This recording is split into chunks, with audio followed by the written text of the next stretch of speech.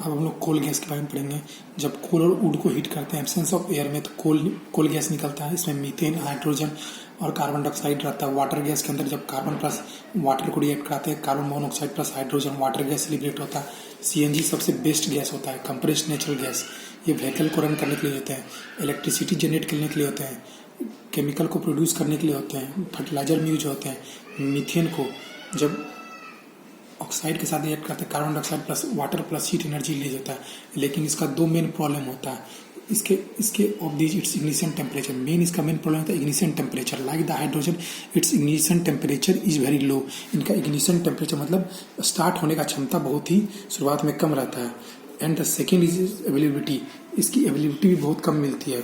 It can not be available at places where pipelines have not been laid. जहाँ pipelines नहीं लगाया गया वहाँ पे तुमको सीएनजी नहीं मिलेगा। Suitability its reasonable cost has been made very popular fuel. Its emission is free from, लेकिन सबसे बेस्ट फ्यूल है क्योंकि इसमें कार्बन मोनोऑक्साइड रिलीज ही नहीं होता है। Short coming of fossil fuels. अब फॉसिल फ्यूल्स की मात्रा घटते जा रही है धीरे धीरे। क्यों? When fossil fuels are burned, a brew enters the air. These pollutants include nitrogen and sulfur into the smoke. अब ये pollutants जितने भी निकल रहे हैं उससे क्या निकल रहे हैं? नाइट्रोजन, सल्फर स्मोक में। ठीक है, स्मोक्स में नाइट्रोजन सल्फर की मात्रा ज़्यादा है। जब petrol that the engine of a vehicle burns contain hydrocarbons that breaks up during the burning. अब हाइड्रोकार्बन्स बर्न करेगा तो बर्निंग में टूटेगा। The pollution occurs when in engines does not completely burn up petrol.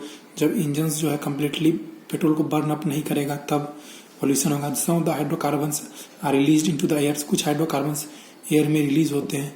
And at the same time the poisonous gas carbon dioxide enters into the atmosphere. और उसी समय poisonous gas carbon dioxide enter करते हैं atmosphere में। ठीक है, a compound is added to make petrol to burn smoothly that is called tetra ethyl lead.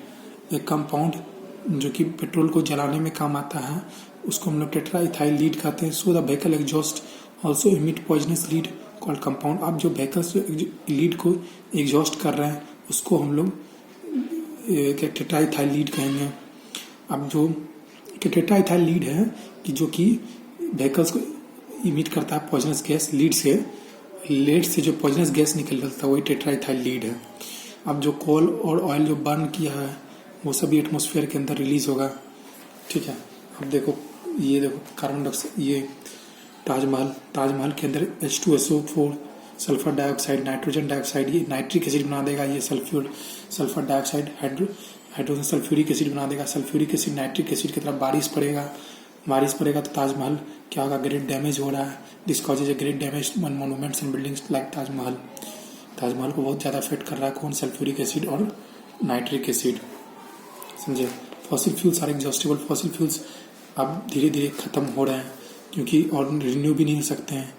ठीक है, when a deposit of coal has been fully mined और an oil deposit completely pumped dry the resource is gone forever. एक बार जो use हो गए फिर से दोबारा नहीं मिलेंगे। इसीलिए इनका फॉसिल फ्यूल्स का डिपॉजिट भी लिमिटेड रहता है और एक बार जहाँ प्रेजेंट स्टेट में मिल गए फिर से वहाँ दोबारा नहीं मिलते हैं। ये इनकी सबसे बड़ी खासियत होती है फॉसिल फ्यूल्स की। अब तो कंबसन करने के लिए क्या करना पड़ता है? द प्रोसेस बाय विच एक सब्सटेंस कंबाइन विथ ऑक्सीजन। एक जब सब्सटेंस जैसे कार्बन ऑक्सीजन के साथ कंबाइन कर रहा है, carbon dioxide plus heat plus light release कर रहा है, उस प्रोसेस को कंबसन कहेंगे। मीथेन जब ऑक्सीजन के साथ रिएक्ट करता है तो carbon dioxide plus H2O plus heat plus light डिवेट करता है। ये भी क्या दे रहा है?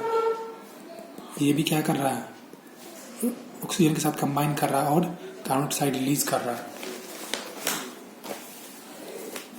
और ये hydrogen plus oxygen, water plus heat plus light, ये भी एनर्जी रिलीज करता है। Ignition temperature, a fuel starts burning only when it is heat at temperature. जब एक टेम्परेचर पे उसको बर्न करते हैं तो उसको हम लोग इग्निशन टेम्परेचर कहते हैं। और main ignition temperature white phosphorus का 35 डिग्री सेल्सियस होता है। It catches fire on slight warming. कुछ भी स्लाइट वार्मिंग दे दिए तो वो जल जाएगा। ठीक है, a fuel start burning only when it is heated at a certain temperature. एक सर्टेन टेम्परेचर पे वो जाके हीट होता है और वो जलता है, उसको हम लोग इग्निशन टेम्परेचर कहते हैं। The temperature at which the particular substance catch fire, वही बात है, इज कॉल्ड इग्निशन टेम्परेचर।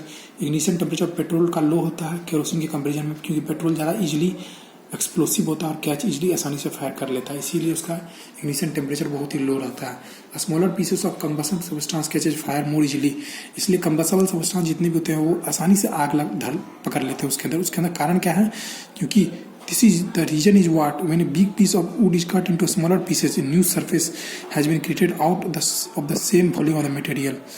क्योंकि ऐसा बात है, क्योंकि देखो एक बड़ा लकड़ी को जलाओगे तो आसानी से नहीं जलेगा, लेकिन जब उसको जब छोटा छोटा पीस में बदल दोगे तो आसानी से आग लग जाता है। वही बात है कोल में भी।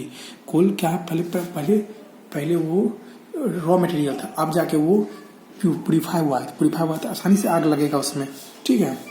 कंबसेबल नॉन कंबसेबल सब्सटेंस, कंबसेबल और नॉन कंबसेबल वह सब्सटेंस जो कि आसानी से आग लग जाए, जैसे wood, paper, straw, coal, cooking gas, diesel, kerosene, वो कंबसेबल सब्सटेंस हो गया। जो आसानी से कंबसन नहीं करे वो non combustible substance. It substance does not undergo combustion और does not burn. Condition fuel, the fuel must be combustible, the material should be combustible. Fuel oxygen चाहिए, क्या क्या फ्यूल रहना चाहिए, ऑक्सीजन रहना चाहिए तब आग लगता है, ऐसे नहीं। हीट चाहिए तब आग लगता है। टाइप्स ऑफ कंबसन दो तरह के होते हैं। एक्सप्लोजन, एक तो सीधा विनाश कर गया, जैसे the speedy process by which combustion materials along with oxygen liberating chemical is made to burn in a confined space and produce a large amount of gas to a high pressure is called explosion। अब देखो high pressure दिए to create high pressure और large amount of gas को एक confined space में, जब उसको कंबसेबल material को जब ऑक्सीजन के प्रेजेंस में और एक स्पेस दी उसको और large amount of gas release कराया हाई प्रेशर में, तो उसको एक्सप्लोजन कहेंगे। जैसे फायर क्रैकर्स हो गए, ये सब क्या हो गए, एक्सप्लोड करते हैं, मतलब फूटते हैं। आप कुछ होते जो स्पॉन्टेनियस खुद ब खुद होते हैं, जैसे देखो विच कैचेज फायर इटसेल्फ, मतलब खुद ब खुद हुए ना, विदाउट बीइंग हीटेड। जैसे देखो 4P+5O2 2P2O5 रूम टेम्परेचर के ऊपर हुए।